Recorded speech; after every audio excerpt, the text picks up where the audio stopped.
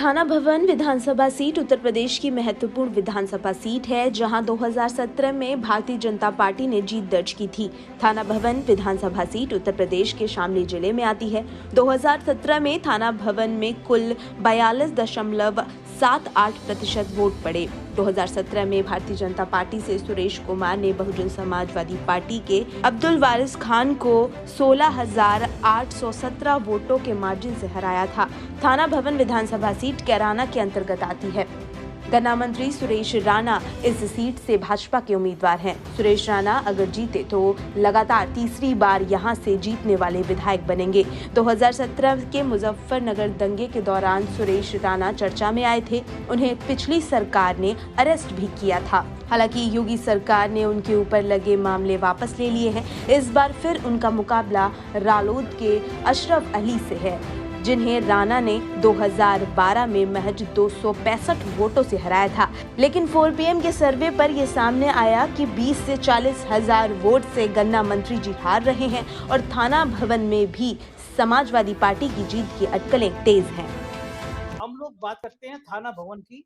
बहुत महत्वपूर्ण सीट है, पश्चिमी उत्तर प्रदेश की। महत्वपूर्ण इसलिए है कि योगी आदित्यनाथ के सबसे करीबी मंत्री सुरेश राणा यहाँ से चुनाव जीते थे और दो ही मंत्रियों की बात होती है योगी आदित्यनाथ के सबसे करीबी दो मंत्री, एक महेंद्र सिंह और एक सुरेश राणा।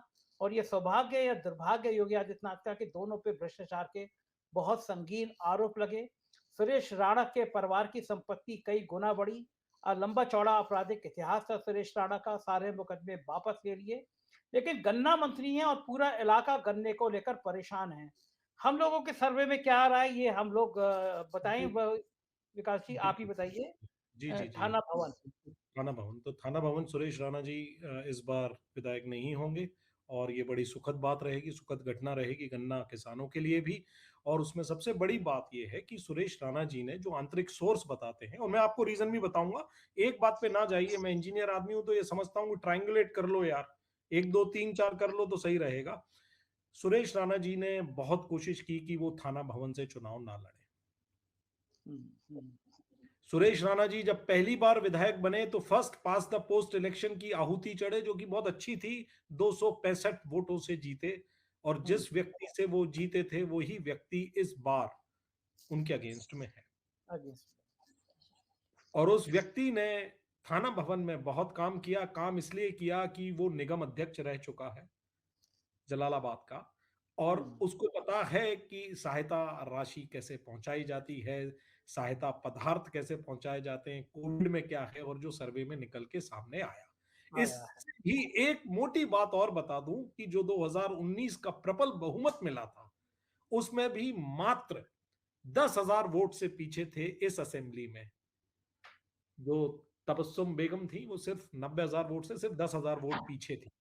आप सोचिए कि थाना भवन में 20,000, 30,000, 40,000 कितने मतों से एसपी रालोद का कंबाइंड का कैंडिडेट जीतेगा, आप इमेजिन नहीं कर सकते। और इस एरिया की सबसे बड़ी, सबसे शानदार जीत होगी और गन्ना उस पर परचम लहराएगा। गन्ना एक बहुत बड़ी, अभी मैं उसमें नहीं जाऊंगा कि गन्ने के कारण क्या क्या हुआ और गन्ने में क्या हुआ और वो बजाज फैक्ट्री से कितना मिला या नहीं मिला।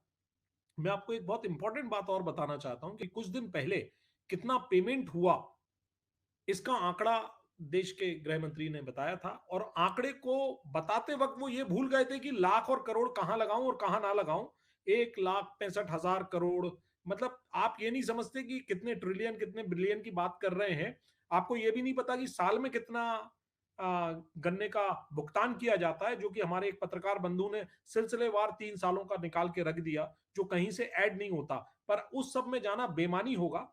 गन्ना एक बहुत बड़ा मुद्दा है और गन्ना मंत्री थाना भवन को वहां से रिप्रेजेंट करते हैं। तो पहली सीट तो पहले भी एसपी के पास थी, अब 2-0 टाइप हो गया है, तो एक तो निकलती जा रही है। और कोई जीते या नहीं जीते, मतलब मैं आपको कुछ फिर से बता रहा हूं कि बड़ी आसानी, अगर मैं आपको अंत में आंकड़ा बताऊंगा कि बीजेपी कितनी सीट लूज कर रही है तो आप लोग कहोगे अरे ये तो मैन्युफैक्चर्ड है और संजय भाई ने मैन्युफैक्चर कर दिया। अभी विकास जी टोटल आंकड़े में बार बार आते हैं, मुझे बार बार खींच के पीछे ले जाना पड़ता है।